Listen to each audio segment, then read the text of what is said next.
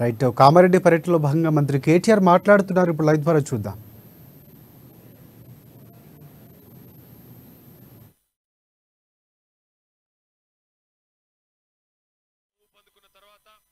గౌరవనీయులు మన శాసనసభ్యులు సోదరులు గంపా గోవర్ధన్ గారు 2011-12 ప్రాంతంలో ఉద్యమం తీవ్రతరమైన తర్వాత తాను కూడా స్వయంగా రాజీనామా చేసి కేసీఆర్ గారి దగ్గరికి వచ్చి, అన్నా నేను నీ పాత శిష్యుణ్ణి, నేను కూడా నీతో పాటు కలిసి నడుస్తా అని చెప్పి వారు ముందుకు రావడం వల్ల మన పార్టీకి మరింత బలం చేకూరింది.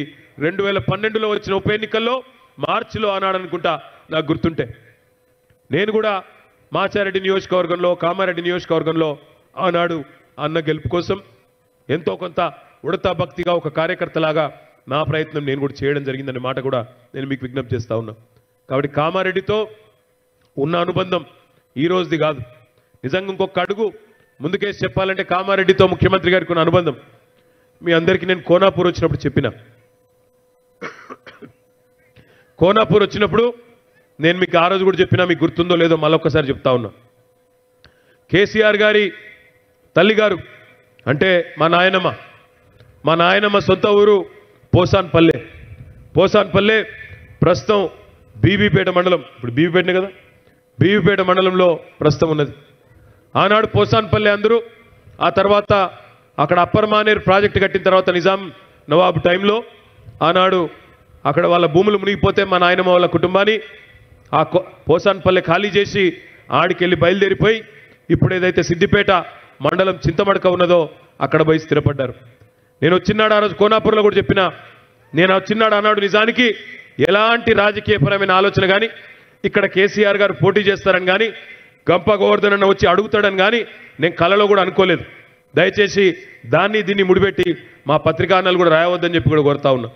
ఆ రోజు ఎలాంటి ఎజెండా లేదు, కేవలం మా నాయనమ్మ ఊరు, ఆ ప్రాంత ప్రజలు, ఆ ప్రాంత సర్పంచ్ గారు వాళ్ళందరూ వచ్చి మీరు రావాలి అని అడిగితే ఒక బడి కట్టియాలి, దాంతోపాటు ఆ ఊరికి ఏదైనా సాయం చేయాలన్న ఉద్దేశంతో ఆ రోజు పోవడం జరిగింది తప్ప ఇంకోటి కానే కాదు. కానీ ఈరోజు నిజంగా కూడా కొన్ని అనుకోకుండా జరుగుతూ ఉంటాయి. అనుకోకుండా మరి గంపా గోవర్ధన్ గారికి ఆలోచన వచ్చింది, మా నియోజకవర్గం బాగుండాలి, మా జిల్లా బాగుండాలి, ముఖ్యమంత్రి గారి స్వయంగా వస్తే ఈ ప్రాంత రూపురేఖలు ఇప్పటికే మారినాయి, ఇంకా కూడా అద్భుతాలు జరుగుతాయి, తప్పకుండా రాష్ట్రంలోనే నంబర్ 1 నియోజకవర్గంగా కామారెడ్డి ఎదగాలి అనే ఆలోచనతోనే గంపా గోవర్ధన్ గారు స్వయంగా ముందుకొచ్చి ముఖ్యమంత్రి గారికి విజ్ఞప్తి చేయడం జరిగింది. నేను గంపా గోవర్ధన్ గారిని ఈ సందర్భంగా మనస్ఫూర్తిగా హృదయపూర్వకంగా వారికి నేను అభినందనలు తెలియజేస్తా ఉన్నా. ఇవాళ పదవుల కోసం వెంపర్లాడే నాయకులను చాలా మందిని చూసినాం. కానీ తన ప్రాంతం కోసం, నా నియోజకవర్గం కోసం, అన్నా మీరు వస్తే మాకు లాభం అవుతుంది, మీరు రావాలి అని చెప్పి పిలుచుకొని ఈరోజు ముందుకొచ్చి కామారెడ్డి నియోజకవర్గం నుంచి మీరు పోటీ చేయాలని ముఖ్యమంత్రి గారిని ఆహ్వానించినందుకు గట్టిగా చప్పట్లతో గంపా గోవర్ధన్ గారికి మనందరం కూడా అభినందనలు, ధన్యవాదాలు చెప్పాలని చెప్పి కూడా నేను కోరుతా ఉన్నా. ఈరోజు మీరు ఒక్క మాట ఆలోచించండి, ఉద్యమ నాయకుడే ఈరోజు దేశంలోనే ఉత్తమ పాలకుడైన వేళ సరికొత్త చరిత్రకు వేదిక కాబోతోంది మన కామారెడ్డి నేల. తెలంగాణ చరిత్రపై చెరగని సంతకం ఇవాళ ఎవరు ఏమనుకున్నా కేసీఆర్ గారిది. 4 కోట్ల ప్రజల నుదుటి మీద నిత్యం మెరిసే తిలకం మన నాయకుడు కేసీఆర్ గారు. ఆయన ఏ నిర్ణయం తీసుకున్నా, ఈ భూమి పుత్రుడు ఏ నిర్ణయం తీసుకున్నా దాని వెనకాల ఒక బలమైన ఆశయం ఉంటుంది, ఒక దృఢమైన సంకల్పం ఉంటుంది. కామారెడ్డి నుంచి పోటీ చేయాలని వారు కోరడం, కేసీఆర్ గారు అంగీకరించడం వెనకాల తప్పకుండా బలమైన కారణం ఉంది. అదేంది అంటే నెర్రెలు బారిన ఈ నేల, నెత్తురు కారిన ఈ నేల తప్పకుండా సస్యశ్యామలం కావాలి, ప్రతి ఎకరానికి ప్రతి ఇంచుకి బ్రహ్మాండంగా సాగునీరు ఇయ్యాలనే ఒక బృహత్తరమైన ఆశయం దాని వెనకాల ఉన్నది. ఈ సమున్నత ఆశయంతో కామారెడ్డిలో అడుగు పెడుతున్న కేసీఆర్ గారికి గుండెల నిండా చప్పట్లతో హృదయపూర్వకంగా వారికి స్వాగతం పలుకుదామని చెప్పి నేను హృదయపూర్వకంగా మీకు విజ్ఞప్తి చేస్తా ఉన్నా. అదేవిధంగా ఈరోజు కేసీఆర్ గారు ఏ నిర్ణయం తీసుకున్నా ఒక సంచలనంగానే ఉంటుంది. ఆయన ప్రతి నిర్ణయం ఇప్పటి వరకు ఈ 23-24 ఏళ్లలో టీఆర్ఎస్ పార్టీ పెట్టిన తర్వాత చారిత్రాత్మకంగానే ఉన్నది. ఈరోజు సిద్దిపేట నుండి ప్రాతినిధ్యం వహించినప్పుడు కేసీఆర్ గారు గులాబీ జెండాకు ప్రాణం పోసి టీఆర్ఎస్ అనే పార్టీని స్థాపించినారు. కరీంనగర్ గడ్డ నుంచి పార్లమెంటుకు అక్కడి ప్రజలు పంపినప్పుడు తెలంగాణ ఉద్యమాన్ని ఢిల్లీకి ఎలుగెత్తి చాటిండ్రు. మహబూబ్ నగర్ నుంచి వెనుకబడ్డ పాలమూరు నుంచి ప్రాతినిధ్యం వహించినప్పుడు దేశ రాజకీయ వ్యవస్థను ఒప్పించి మెప్పించి 60 ఏళ్ల తెలంగాణ ప్రజల కలను సాకారం చేయడం జరిగింది. గజ్వేల్ నుంచి ప్రాతినిధ్యం వహించినప్పుడు ఉద్యమ తెలంగాణను గత 9.5 ఏళ్లలో ఉజ్వల తెలంగాణగా తీర్చిదిద్దిన ఘనత కేసీఆర్ గారిది. కేవలం 10 ఏళ్ల లోపే, కేవలం 10 ఏళ్ల స్వల్ప సమయంలో 100 ఏళ్ల ప్రగతిని 50-60 ఏళ్లలో ఆనాటి కాంగ్రెస్ ప్రభుత్వం కానీ ఇతర ప్రభుత్వాలు కానీ చేయలేని పనిని ఇవాళ దేశానికి పరిచయం చేసింది కేసీఆర్.